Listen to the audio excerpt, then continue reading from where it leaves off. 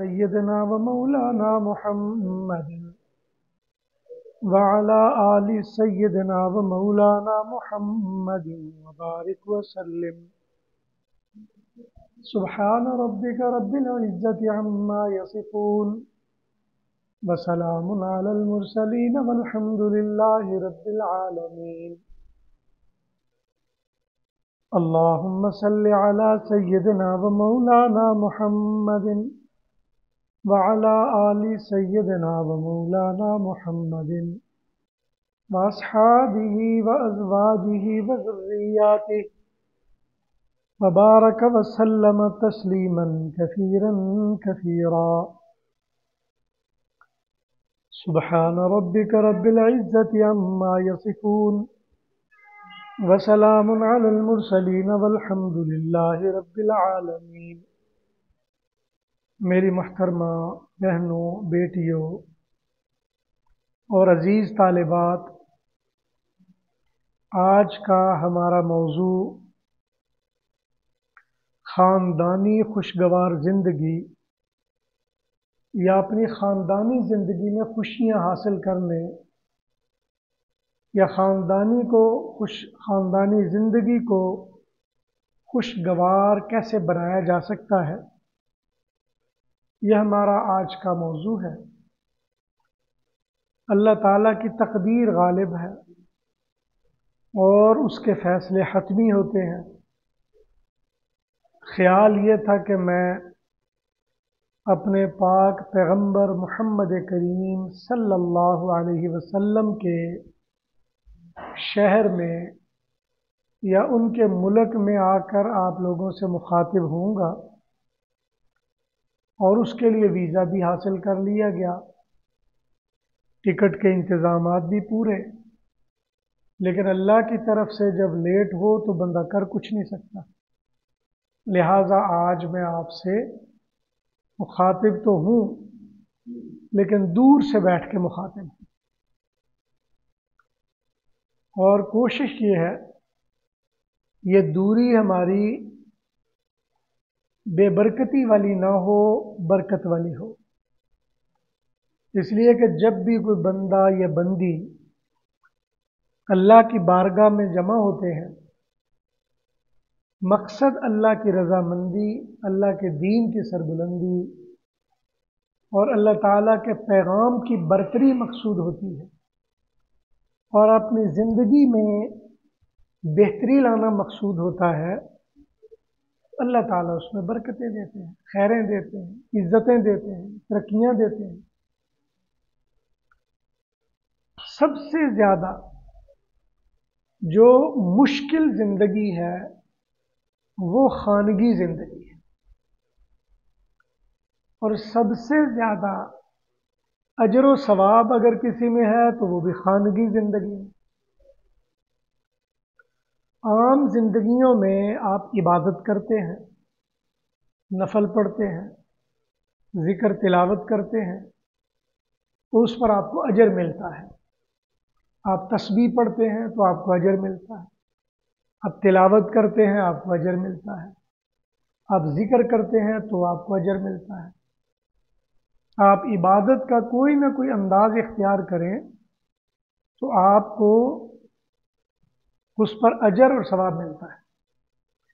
خانگی زندگی انسان کے زندگی کا وہ پہلو ہے کہ اس میں آپ کو عبادت کے بغیر ہی عبادت ہے. اس میں آپ کو الگ سے عبادت نہیں کرنی پڑتی، بلکہ آپ اس خانگی زندگی میں جب جکڑے ہوئے ہوں تو خود بخود آپ کے لیے عبادت، ثواب اور اجر کا باعث بن جاتا ہے. نکاح، اکثر میں نکاح کی مجلسوں میں جاؤں تو یہ میں دوستوں کو یہ ضرور بتاتا ہوں کہ نکاح ایک تمام انبیاء کی سنت ہے. نکاح تمام انبیاء کی سنت ہے، حتیٰ کہ عیسیٰ علیہ السلام کے بارے میں آتا ہے کہ انہوں نے نکاح نہیں کیا، آسمانوں پہ چلے گئے، اور جب واپس آئیں گے تو نکاح کریں گے، پھر اولاد ہوگی، پھر وہ جیسے پہلے زندگی میں ہر کوئی بندہ موت کا ذائقہ چکھتا ہے، پھر ان کو موت بھی آئے گی. تو موت اور حیات کے درمیان والا مرحلہ انسانی زندگی میں عبادت بھی ہے اور دنیا داری بھی ہے۔ سب سے پہلی بات جو ہمیں سمجھنی چاہیے، ہم اپنے آپ کو خانگی زندگی میں عبادت کا تو تصور ہی نہیں کرتے۔ ہم کہتے ہیں یہ تو بس ہماری ڈیوٹی ہے۔ مثلا ماں اپنے بچے کی کتنی نگہداشت کرتی ہے، لیکن اس کے ذہن میں کبھی آیا ہی نہیں کہ مجھے اس پر ثواب بھی ملے گا کہ نہیں ملے گا۔ بیوی اپنے خاوند اور بچوں کے گھر میں کتنی نگرانی نگہبانی کرتی ہے، نہ اس نے نہ ہم نے کبھی سوچا ہی نہیں اس پر بھی کوئی ثواب اجر ملے گا کہ نہیں ملے گا۔ بہن بھائی کے لیے، بھائی بہن کے لیے، بڑے چھوٹوں کے لیے، چھوٹے بڑوں کے لیے جتنی فکر کرتے ہیں، ہم عام طور پر سوچتے ہیں اس پر کوئی اجر ثواب نہیں، یہ بھی کوئی کام ہے کرنے والا۔ مثلا باپ اگر بچے کو سمجھائے، ہم کہتے ہیں یہ بھی کوئی کام ہے۔ بچہ اگر کسی اپنے بھائی بہن کو سمجھائے، ہم سمجھتے ہیں یہ بھی کوئی کام ہے، یہ کوئی طریقہ ہے۔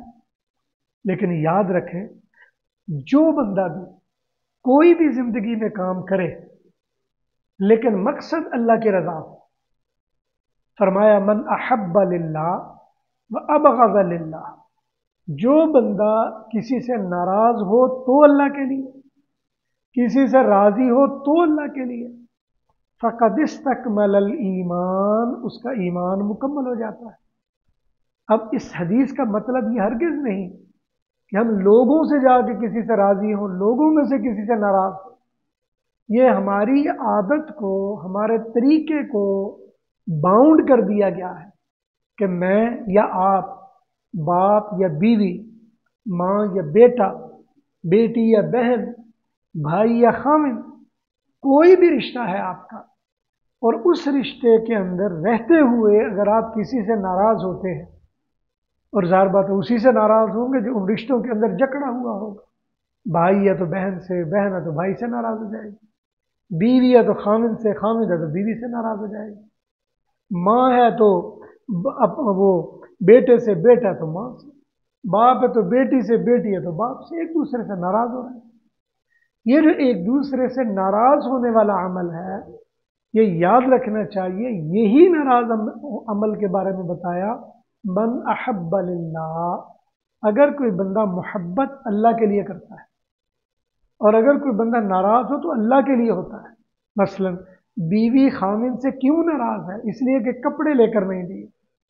کیوں ناراض ہے؟ اس لیے کہ میری شاپنگ کے پیسے نہیں دیے۔ کیوں ناراض ہے کہ جی میں نے آج میک اپ کیا، انہوں نے تعریف نہیں کی۔ کیوں ناراض ہے؟ او جی میرے کپڑوں کا خیال نہیں کرتے۔ میاں بیوی سے کیوں ناراض ہے؟ او جی میں آتا ہوں تو میرا خیال نہیں کرتے، مجھے یہ پسند ہے مجھے پکا کے نہیں دیتی، میں یہ چاہتا ہوں مجھے لا کے نہیں دیتی۔ اولاد سے باپ اولاد سے کیوں ناراض ہے؟ اولاد تو باپ کی خدمت کو اپنا اچھا شعار اور ثواب نہیں سمجھتے، اور باپ ہے تو وہ اولاد کو بوجھ سمجھتے ہیں۔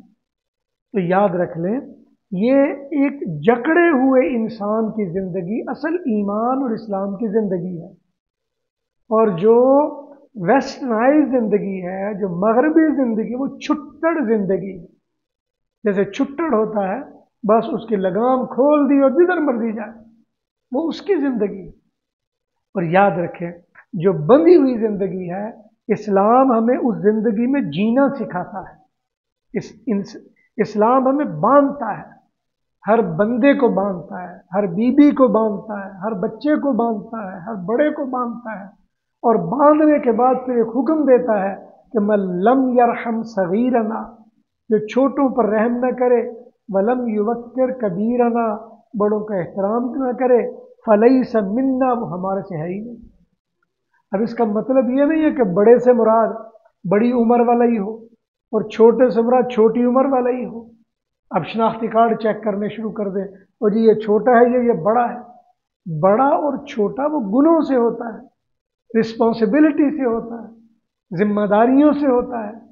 اگر کسی بچے کو گھر میں اللہ تعالیٰ نے بڑا بنا دیا ہے، وہ سب کی کفالت کر رہا ہے، تو وہ بڑا ہے، چاہے عمر کے لحاظ سے چھوٹا ہو۔ اگر کوئی بہن بڑی ہے اور وہ سارے چھوٹے بہن بھائیوں کی کفالت کر رہی ہے تو وہ بڑی ہے، چاہے وہ عورت ہے۔ اسی طرح اگر کوئی ماں ہے، بیوی ہے، بھائی ہے، بہن ہے، جو بھی دوسروں کی نگہبانی ذمہ داریاں پوری کر رہے ہیں تو وہ بڑے ہیں۔ اور بڑوں کا کام ہے یرحم صغیرنا، چھوٹوں پر رحم کرے۔ ہر وقت لٹھ لے کر فرعون بن کر نہ پھرتا ہوں۔ اور یوقر کبیرنا، بڑوں کا وقار قائم کرنا، بڑوں کا احترام کرنا، تو یہ بڑوں کا کام ہے۔ اس لیے ہمیں ہماری ذمہ داری ہے کہ ہم بڑوں کو دیکھیں کہ ان کا رسپانسبلٹی کیا، ان کے حق حقوق کیا ہے، ان کی ذمہ داریاں کیا ہیں، ہمیں کیا کرنا چاہیے کیا نہیں کرنا چاہیے، ہمارا کام ہے۔ اور اسی لیے شریعت نے انسانی معاشرے میں ہر ایک کو جکڑ دیا۔ ایک حدیث مبارکہ میں نبی علیہ السلام نے فرمایا، الا، یاد رکھنا، کلکم راع وکلکم مسئول عن رعیتی، تم میں ہر شخص ذمہ دار ہے اور ہر شخص سے اس کی ذمہ داری کے بارے میں پوچھا جائے گا۔ اب آپ کوئی بھی ہیں، آپ کی ذمہ داریاں ہیں، بہن ہیں تو بھائی ہیں، ذمہ داریاں ہیں، خاوند ہیں یا بیوی ہیں تو ذمہ داریاں ہیں، ماں ہیں یا باپ ہیں تو ذمہ داریاں ہیں۔ ایک ایک جگہ آپ کو ذمہ داریاں ہیں، بلکہ رشتہ داریاں ہے ہی ذمہ داریوں کا نام۔ اس لیے میں سمجھانے کے لیے کبھی کبھی کہا کرتا ہوں کہ اسلامی تعلیمات میں یا اسلامک جو سویلائزیشن ہے اس میں ایک لفظ معاشرہ استعمال ہوتا ہے، معاشرہ۔ اور جو آپ میں عربی پڑھے ہوئے بہن بھائی ہوں گے وہ سمجھتے ہوں گے عاشرہ یعاشر معاشرتن، اور عشرہ یا عشرتن 10 کو کہا جاتا ہے۔ عاشرہ کا مطلب ہے 10 کو 10 کے ساتھ جکڑا گیا ہے۔ اور یہ 10 کو 10 سے کیسے جکڑا گیا ہے؟ ہر بندہ یا بندی جو ہم میں پیدا ہوتا ہے وہ 10 رشتوں میں جکڑا ہوا ہوتا ہے۔ جو بھی بندہ ہوگا وہ ماں یا باپ میں جکڑا ہوا ہے، بہن بھائی میں جکڑا ہوا ہے، ماں بیٹی میں جکڑا ہوا ہے، خاوند بیوی میں جکڑا ہوا ہے، اور اسی طرح اگر بڑا خاندان ہے تو دادا دادی یا نانا نانی میں جکڑا ہوا ہے۔ یہ 10 رشتے ہیں۔ اور حضور اکرم صلی اللہ علیہ وسلم نے فرمایا، تم میں جو بندہ یا جو بندی بھی نکاح نہ ہوا ہو تو اس کے ماں باپ ایک ہوتے ہیں یا اس کے رشتے سنگل سائیڈ ہوتے ہیں، اور جب جس کا بھی نکاح ہو جائے، چاہے وہ آدمی ہو یا عورت ہو، اس کے رشتے ڈبل ہو جاتے ہیں۔ ایک ماں باپ وہ من والدہ کا جن کے درمیان وہ پیدا ہوا، اور دوسرے وہ من زوجہ کا جن کا نکاح ہو گیا۔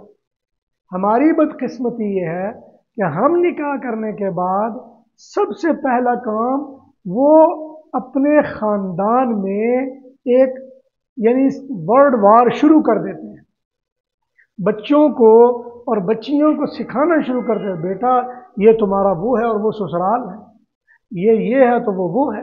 ہم رشتوں کے تقدس کو ان کے ذہنوں سے نکالنا شروع کر دیتے ہیں۔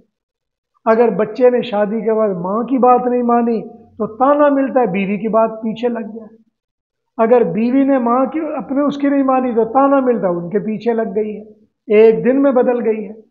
حالانکہ اسلامی تعلیمات میں ہر خاوند اور بیوی کو اچھی معاشرتی زندگی میں فیسیلیٹیٹ کرنا چاہیے، ان کو بہتر انداز زندگی سکھانا چاہیے کہ بھئی کیسے چلنا ہے، رشتوں کے تقدس کیسے ہوں گے، رشتوں کو مینج کیسے کرنا ہے، رشتوں کو ایک دوسرے کے ساتھ ملنا کیسے ہے۔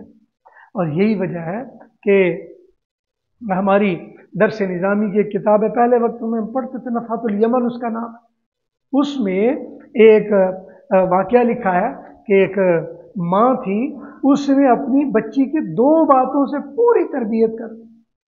جب اس کی شادی ہو کے جانے لگی، اب وہ شادی ہو کے جب اپنے گھر میں چلی گئی، اب ظاہر بات ہے جب ایک بچی ایک نئے ماحول، نئے گھر، نئے مزاج، نئے لوگوں میں جاتی ہے، اس کا ایڈجسٹ ہونا اتنا آسان نہیں ہوتا۔ آپ کا اپنا ماحول، ان کا اپنا ماحول، آپ کا اپنا انداز، ان کا اپنا انداز، آپ کے مذاق کے اپنے طریقے، ان کے اپنے طریقے، آپ کے غصے کے اپنے طریقے، ان کے اپنے طریقے، آپ کے جواب دینے کے اپنے طریقے، ان کے الگ طریقے۔ بچی جب دوسرے گھر میں جائے گی تو ہمارے ہاں تو جنگ شروع ہو جاتی ہے، بیٹا ایسے نہیں کرنا، یہ نہیں کرنا، وہ یہ کہیں تو یوں نہیں کرنا، اگر کہیں تو مجھے فون کرنا، میں دیکھوں گی اور وہ دیکھیں گے اور یہ کر دیں گے اور وہ کر دیں گے، اور بچی بھی جا کے دوسرے چوتھے دن جنگ شروع کر کے آ جاتی ہے۔ तो वो वाक़या लिखा है नफ़तुल यमन में कि एक बच्ची की शादी हुई और बच्ची जब वो जैसे हम पंजाबी में कहते हैं मकलावा, शादी के 2-3 दिन के बाद वापस आई, और जब वो वापस आई तो आके उसने अम्मी को स्टोरियाँ सुनानी शुरू कर दी। उसने कहना शुरू कर दिया, अम्मी वो लोग तो सुबह इतने बजे उठते हैं, अम्मी वो लोग तो ऐसे पकाते हैं, अम्मी वो लोग तो ऐसे बातें करते हैं, अम्मी वो तो ऐसे लड़ते हैं, अम्मी वो तो ऐसा पहनते हैं, अम्मी उनके घर में कोई आ जाए तो यूं करते हैं, अम्मी अगर वो ये हो तो फिर यूं होता है। अब माँ ने सारी बातें सुनी और उसके बाद एक बात कही, बेटा आज के बाद आपने वो लोग नहीं कहना, आज के बाद आपने कहना है हम लोग ये करते हैं, इसलिए कि आप हम हो। अब आपने आज के बाद वो नहीं कहना, आपने कहना हम ये करते हैं, हम ये करते हैं, हमारे यहाँ ये होता है, ये कहा करो। अब वो बच्ची को पहली बात ही समझ आ गई, वो खैर चली गई। कुछ दिन के बाद फिर वापस आई तो उसने आके फिर बातें सुनानी शुरू कर दी, अम्मी हम ये करते हैं, अम्मी हमारे यहाँ ये होता है, अम्मी हमारे घर में यूँ होता है, हमारे यहाँ फलां यूँ करता है, फलां यूँ करता है, फलां यूँ करता है। अब वो माँ थी, उसने सारी बातें सुनी, सुनने के बाद उसने कहा बेटा घर की बातें, जो घर की बातें हों घर से बाहर नहीं किया करते, घर की बातें घर से बाहर नहीं किया करते। अब इतनी सी 2 बातों में उस बच्ची की पूरी जिंदगी को उसने समेट के रख दिया। और आज हमारी सूरत हाल क्या है कि बच्ची को शादी हो जाए तो मोबाइल की ऐसी शैतानी है कि जब तक रोज़ाना सुबह शाम दोपहर एक एक पल की रिपोर्ट ना ले ली जाए तो हमें सुकून नहीं आता। फिर कुरेद के पूछ रहे होते हैं, वो तेरी ननान ने क्या किया, वो तेरी सास ने क्या कहा, उसने नमक क्यों नहीं डाला, उसने ये क्यों कर दिया, उसने वो क्यों किया, उसने बुलाया क्यों नहीं, उसने बताया क्यों नहीं, तूने पहले क्यों नहीं बताया, तुम मुझे बताती तो सही, मैं तुम्हारे अब्बू को भाई को फलां को भेज दिया, मैं ऐसे तैसे करके रख देती। ये हमारी जिंदगी। उसका नतीजा ये है कि सारी जिंदगी गुजर जाती है, खामिंद अपनी बीवी और बीवी खामिंद का गमखार नहीं बनता, बल्कि वो खींचा तानी वाला माहौल रहता है, सर्द जंग वाला माहौल रहता है। यही देखा जा रहा होता है कि जनाब मेरी अम्मी भी बैठी थी और उनकी अम्मी भी बैठी थी, और पानी उन्होंने पहले अपनी अम्मी को पकड़ाया या पहले मेरी अम्मी को पकड़ाया, और फिर अगर आपकी अम्मी को पकड़ाया तो मुसीबत, अगर अपनी अम्मी को पकड़ा तो मुसीबत, अगर अपनी अम्मी को पकड़ाया तो शिकवा शुरू हो जाएगा। हमेशा आप अपनी अम्मी को देते तो मेरी अम्मी को पहले देते थे, क्या फर्क पड़ जाता, और अगर आपकी अम्मी को दे देते तो अम्मी देखना शुरू हो जाएगी कि ये कितना जालिम है कि मेरा बेटा हो के तो पहल दूसरों को दे रहा है। तो ये हमारे घरों में लड़ाइयाँ चलती हैं, ये फसाद चलते हैं। पहले वक्तों में मोहल्लों में जो बुजुर्ग होते थे, पूरे मोहल्ले के बच्चे उनके मुश्तरक होते थे। अगर कोई बच्चा, ये बच्चे गड़बड़ कर रहे होते थे, कोई शरारत कर रहे होते, कोई नुकसान कर रहे होते, कोई आवारा फिर रहे होते, तो कोई भी बुजुर्ग आदमी उसके कान से पकड़ता, कौन हो तुम, कहाँ से आए हो, तुम्हारा बड़ा छोटा कौन है, बवक्त ज़रूरत एक आध थप्पड़ लगाया, दबका लगाओ, वो भाग गया और एकदम से चला गया। लेकिन आपको हैरत होगी, मैं आपको तजर्बे की बात बताता हूँ। वहाँ लाहौर में एक मस्जिद में इसी तरह नमाज का मामूल था, नमाज पढ़ रहे थे। अब वो नमाज में बच्चे भी आ जाते हैं, और मैं कभी भी बच्चों को मना नहीं करता आने से, मैं कहता हूँ जी आओ, कोई बात नहीं, बच्चे आए ताकि देखें बड़ों को। तो वो कुदरती बच्चे 2 आए और वो दोनों आपस में खेल रहे थे और एक दूसरे के दौड़े लगा रहे थे। इत्तेफाक ऐसा है कि वो जो मस्जिद का दरवाज़ा था, जो उसके शीशे लगे हुए थे, वो ऐसे शीशे थे जो बिल्कुल मतलब सादा थे, नज़र नहीं आ रहे थे, पता नहीं चलता था कि शीशे लगे हैं कि नहीं। अब वो बच्चा सेहतमंद था, एक बच्चा भागा, दूसरा उसके पीछे भागा, एकदम वो जैसे शीशे में लगा, ऊंची आवाज में वो पैदा हुई आवाज, और शीशा चकनाचूर हो गया। खैर यहां तक तो बात हो गई। अब जनाब तरावी के बाद इंक्वायरी हुई, किसने किया, पता चला जी फलां बच्चे ने किया।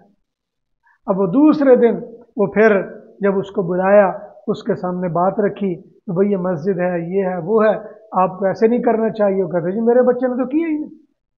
उसको समझाया भाई ये फलां फलां भाग रहे थे और ये आके लगे हैं, और कई लोगों ने देखा है। اب آگے سے اس بندے کا کہنا یہ تھا کہ تم چاہتے ہو آج کے بعد میں اور میرا بچہ ادھر نماز نہ پڑھنے آئے، اور چلے ٹھیک ہے آج کے بعد میں نماز پڑھنے گا، میرا بیٹا آئے گا، چلو بیٹا چلے، اور چپ کر کے مسجد سے نکلے اور گئے۔ ہماری حالت یہ ہے، ہم بچوں کو نہ تو بچوں کو نیچا پاؤں کے نیچے رکھنا چاہیے، نہ سر پہ بٹھانا چاہیے، اعتدال میں رکھیں۔ بیٹیوں کو نہ سر پہ اٹھائیں نہ پاؤں کے نیچے رکھیں، اعتدال میں رہیں۔ اعتدال یہ بہترین زندگی کا یہ ماٹو ہونا چاہیے آپ کو، اور یہ آپ کو پتہ ہونا چاہیے کہ کہاں کون سا کام کرنا ہے۔ حضرت عمر رضی اللہ تعالیٰ عنہ کے بارے میں آتے ہیں، عبداللہ ابن عمر رضی اللہ تعالیٰ عنہ یہ بچپن میں ذرا صحت مند موٹے تھے، اور موٹے کو عربی میں غندر کہتے ہیں، غندر، اور اپنے گھر میں انہوں نے ایک کوڑا لٹکا کے رکھا ہوا تھا، اور فرماتے ہیں حضرت عبداللہ ابن عمر کہ کبھی بھی کسی کو نہیں مارا انہوں نے کوڑا، لیکن کوڑا لٹکا ہوا ہوتا تھا۔ اور ہوتا کیا تھا، ہم میں جب بھی کوئی شرارت کرتا ہماری امی بازو پکڑتی اور کمرے میں لے جا کر کوڑا دکھاتی کہ وہ سامنے نظر آ رہا ہے، یہ تمہارے باپ کا ہے، اور پھر بعد میں نہ کہنا میرے ساتھ کیا ہوا، بس اتنا ہی کافی ہوتا تھا۔ اس لیے نہ آپ ایک دم سے افلاطون و ارسطو بنے کہ گھنٹوں کا لیکچر اس پر دینا شروع کر دیں، اور نہ ایسے جابر و قاہر بنے چھوٹی سی بات پہ ڈنڈا پکڑ کے مارنا شروع کر دیں۔ عقل مند ماں یا باپ وہ ہوتے ہیں جو چھوٹی سی بات پہ اگلے کو قابو کر لیتے ہیں۔ خامد اور بیوی میں اس وقت زیادہ میوچل انڈرسٹینڈنگ ہوگی اگر وہ اکیلے وقت گزاریں گے، اور اکیلے وقت گزارنے کا جو بہترین ٹائم ہے وہ 1 مہینہ ہوتا ہے۔ حضرت علی رضی اللہ تعالیٰ نے فرمایا کرتے تھے کہ نکاح کے بعد 1 مہینے کے اندر اندر آدمی عورت کو، عورت آدمی کو سمجھ جاتے ہیں۔ اس کے بعد جو سمجھنا وہ سمجھنا نہیں ہوتا، وہ پاگل پنا ہوتا ہے۔ اس لیے وہ ایک مشہور محاورہ بنا ہوا ہے، جیسے کہتے ہیں گربہ کشتن روز اول، یہ فارسی کا ایک محاورہ بنا ہوا ہے کہ گربہ کشتن روز اول، اس کا مطلب ہوتا ہے کہ بلی پہلے دن مارنی ہوتی ہے۔ وہ مشہور حکایت ہے، میں نے اخلاق کی کتابوں میں پڑھا، ایک آدمی دوسرے کو ملنے کے لیے گیا، اور اس کی بیوی تو وہ جابر بنی ہوئی تھی اس کے اوپر۔ جس گھر میں گئے وہاں جا کے انہوں نے دیکھا کہ بندہ اشارہ کرتا ہے تو بیوی وہ فوراً کام کر دیتی ہے، بیوی ذرا سی بات ہوتی ہے تو فوراً آدمی وہ کام پورا کر دیتا ہے، ان کو اونچا بولنا نہیں پڑتا، بڑے پیار محبت سے پورا نظام چل رہا ہے۔ اب جب یہ بات دیکھی تو جو مہمان آئے تھے ان کے ہاں بار بار بات پہ جھگڑا ہوتا تھا۔ اس نے اس سے پوچھا اکیلے میں جا کے، نے کہا مجھے ذرا تھوڑا وقت دعا کر الگ بات کرنی ہے، نے کہا بتائیے۔ وہ باہر چلے گئے، باہر جا کے پوچھا یار یہ تمہارے درمیان جو بڑی زبردست انڈرسٹینڈنگ ہے یہ کیسے ہو گئی ہے؟ اس نے کہا مسئلہ یہ ہوا کہ میری جب شادی ہوئی تھی تو شادی ہونے کے بعد جس کمرے میں میری دلہن بیٹھی ہوئی تھی، جب میں اس کے پاس گیا تو مجھے بلی سے بڑی الرجی ہے، کہتے مجھے بلی سے بڑی الرجی ہے۔ جیسے ہی میں اپنی بیوی کے پاس گیا، ہم بیٹھ کے کچھ بات چیت کرنے لگے ہیں، اب بات چیت کے دوران میں کیا دیکھتا ہوں، اچانک بلی نکلی۔ اب وہ جب بلی نکلی تو مجھے تو بڑا غصہ آیا، میں نے تو پکڑ ڈنڈا لیا، اب بلی کو مار مار کے میں نے وہ جب اس کو مار کے بلی کو باہر نکالا تو میں نے دیکھا میری بیوی کدھر گئی ہے، تو میں نے اچانک دیکھا کونے میں لگ کے کھڑی ہوئی، اور کونے میں ایسے ڈر کے کھڑی۔ تو میں نے کہا کیا ہوا ہے؟ کہتا آپ تو بڑے سخت ہیں۔ میں نے کہا نہیں میں سخت تو نہیں۔ خیر وہ بیٹھ گئے، زندگی گزر گئی۔ کہتے میں نے اصل میں وہ پہلے دن وہ بلی کے ساتھ ایسا معاملہ ہوا، اس کے اوپر ایسا روب پڑا کہ میری زندگی کا بہترین ماحول بن گیا۔ بیوی کو پتہ چل گیا میں بڑے غصے والا ہوں، میں ڈنڈا بھی چلا لیتا ہوتا ہوں، اور اس لیے وہ ٹھیک ٹھاک چل رہا ہے ہمارا، آج تک نوبت ہی نہیں آئی پوچھنے کی۔ میں کہا اچھا یہ تو بڑا آسان ہے، یہ تو میں بھی کرتا ہوں گھر جا کے۔ یہ اپنے گھر میں گیا، اب اپنے گھر میں جا کے بہانے سے پہلے اس نے بلی کہیں سے پکڑا کے لا کے اندر کر دی۔ اب وہ اندر بیگم صاحبہ بھی ہیں، اب بیگم صاحبہ کو کہتے بیگم صاحبہ آج یوں سمجھے کہ آج ہماری پہلی رات۔ اس نے کہا چلو ٹھیک ہے۔ اب جناب جب اندر گیا تو اس نے تو بلی پہلے ہی اندر ڈالی ہوئی تھی، اور پہلے ہی ڈنڈا ہاتھ میں پکڑ کے اندر چلا گیا، اور اندر جناب جا کے اس نے کنڈی لگا لی۔ جب کنڈی لگائی تو دیکھا بلی نظر نہیں آ رہی، ادھر دیکھ ادھر دیکھ ادھر دیکھ، دیکھا چارپائی کے نیچے گھسی پڑی۔ خیر اس نے ڈنڈا اس کو چبھویا، بلی باہر نکلی۔ اس نے بلی کو مارا، ایک ڈنڈا مارا، دو مارے، تین مارے۔ وہ بیگم بھی تھی، اس نے تو جناب شور کا دروازہ کھولا اور شور ڈالنا شروع کر دیا کہ یہ تو پاگل ہے میاں میرا، یہ تو پاگل ہو گیا، پاگل ہو گیا، پکڑو اس کو پکڑو۔ لوگوں نے اس کو پکڑا، اس کو دو چار لگائیں اور اس کا دماغ ٹھکانے کیا۔ اب وہ جب دماغ ٹھکانے کیا اور دو چار دن کے بعد پھر وہ اپنے اس دوست سے ملا، اس نے کہا بھائی وہ میں نے بھی تمہارے والا تجربہ کیا مگر وہ تو میرے گلے فٹ ہو گیا۔ میں کہا وہ کیسے؟ کہا میں اس طرح بلی اندر لے گیا، پھر میں نے ڈنڈا پکڑا، بلی کو مارا اور میری بیوی نے شور کر دیا اور شور کر کے لوگوں کو اکٹھا کر دیا۔ انہوں نے میری گردن میں دو چار لگائے، انہوں نے کہا یہ تو پاگل ہو گیا ہے، اس لیے مجھے انہوں نے دو چار مکے شکے بھی لگائے۔ وہ آگے سے کہنے لگا گربہ کشتن روز اول، یہ پہلے دن بلی مار رہی ہوتی ہے، بعد میں ساری زندگی بلی نہیں مرتی۔ اور ہمارے یہاں صورتحال یہ ہوتی ہے کہ بعض اوقات خامن پہلی رات اپنی بیوی کو پوری کتھا سنا دیتے ہیں، وہ اپنے پورے حالات زندگی، میں فلاں تو میں یہ تو میں وہ تو میں فلاں، میں اس طرح تو میں اس طرح، میں یہ کرتا میں یہ نہیں کرتا، مجھے غصہ تو مجھے نرم تو میں پیار تو یہ تو وہ سارا سنا دیتے ہیں۔ اور پھر بعض ایسی گپیں بھی ہانک دیتے ہیں جو خلاف واقعہ ہوتی ہیں۔ اب جس کے ساتھ آپ نے زندگی گزارنی ہے اس کو جب آپ خلاف واقعہ بات بتائیں گے تو کتنے دن چھپائیں گے؟ ایک دن چلے گا، 2 دن، 10 دن کے بعد کھل جائے گا کہ یہ تو غلط بیانی کیا۔ تو جس عورت کو پہلے دن آپ جھوٹ بول کے بتا رہے ہیں اس سے عزت کی کیا امید رکھیں گے؟ اسی لیے نکاح کے موقع پر جو خطبہ پڑھا جاتا ہے اس میں حکم دیا گیا کہ واتقوا یا ایھا الذین آمنوا اتقوا اللہ وقولوا قولا سدیدا، کھری مضبوط بات کیا کرو، ایسی بات نہ کیا کرو جس کے کئی پہلو ہوں، تو کھری بات کرنے کا حکم دیا گیا۔ قولوا قولا سدیدا، سدید سد سے دیوار کو کہتے ہیں، سد، اس دیوار کی طرح مضبوط بات کیا کرو۔ یہ نکاح والوں کے لیے ایک حکم ہے، خامند کے لیے، بیوی کے لیے حکم ہے، درمیان میں بات نہ کیا کرو۔ آپ نے خامند سے بات کرنی ہے، ابا سے بات کرنی، امی سے بات کرنی، غیر سے بات کرنی، کھری بات ہونی چاہیے۔ یہ طریقہ نہیں ہے کہ کسی نے پوچھا آج کیا پکائیں، جیسے آپ کی مرضی، آپ نے کون سے کپڑے لینے، جیسے آپ کی مرضی، آپ نے کہاں جانا، جیسے جہاں آپ کی مرضی، آج فلاں جگہ چلیں، جیسے آپ کی مرضی، آج یہ نہ کریں، نہیں جیسے آپ کی مرضی۔ تو یہ جو جیسے آپ کی مرضی ہے پوچھنے کی تو پھر ضرورت ہی نہیں۔ جب پوچھنے والا آپ سے پوچھ رہا ہے تو مطلب یہ کہ آپ اچھی رائے دے دیجئے، اور اچھی رائے دینے کے بعد ساتھ میں کہہ دیجئے میری رائے یہ ہے، ویسے آپ دیکھ لیں جو آپ کا مناسب لگے ویسے کر لیتے ہیں۔ یہ ایک اچھا طریقہ ہے۔ آج کیا پکائیں، میرا دل چاہ رہا ہے کہ آج ہم دال پکا لیتے ہیں، یہ کر کے کر لیتے ہیں، اور یہ میرا دل چاہ رہا ہے، لیکن اگر آپ چاہیں تو ہم کچھ اور بھی پکا سکتے ہیں، آپ جیسے آپ کا جی چاہے وہ کر سکتے ہیں۔ یہ طریقہ ہے دوسرے کو رام کرنے کا۔ کپڑے کون سے لینے ہیں، جیسے مجھے فلاں کلر پسند ہے تو بس جی آپ بھی دیکھ لیں، اگر آپ کا دل کوئی اور نہ کر رہا تو وہ بھی اچھا ہے، آپ اپنی پسند بھی دیکھ لیں۔ یہ طریقہ ہے اکٹھے چلنے کا۔ تو اس لیے میرے بہنوں، آج ہم اپنے احساس ذمہ داری سے عاری ہو چکے ہیں۔ ہم نکاح کرتے ہیں، نکاح کے خطبے کا مفہوم تک کسی کو نہیں پتا ہوتا، مولوی صاحب کو پتہ نہیں ہوتا۔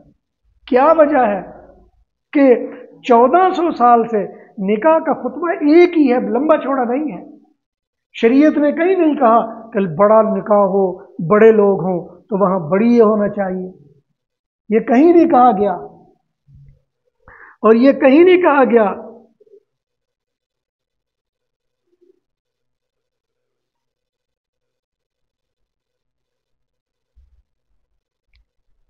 یہ کہیں نہیں بتایا گیا کہ آپ نے کون سا نکاح کرنا ہے اور آپ نے کیا کرنا ہے۔ صرف یہ چھوٹا سا خطبہ، اس خطبے کے اندر پورے نکاح کے لوازمات جمع کر دیے جاتے ہیں اور پورے نکاح کی باتیں اس میں جمع کر دی گئی۔ خطبہ نکاح میں 3 آیتیں ہیں، ایک حدیث ہے، ان 3 آیتوں میں 7-8 مرتبہ ایک ہی بات کہی گئی ہے، اور وہ ہے واتقوا اللہ، اللہ سے ڈرنا۔ امام راضی رحمۃ اللہ علیہ فرماتے ہیں کہ تقوی کا صرف مفہوم جمع کر لیا جائے تو انسان کی معاشرتی زندگی کا ये बेहतरीन तर्ज ज़िंदगी बन जाती है। इंसान की ज़िंदगी बेहतरीन ज़िंदगी है, मुआशरती ज़िंदगी ये बेहतरीन ज़िंदगी है। और ये सिर्फ तकवा के मफहूम से आपको पता चल जाए।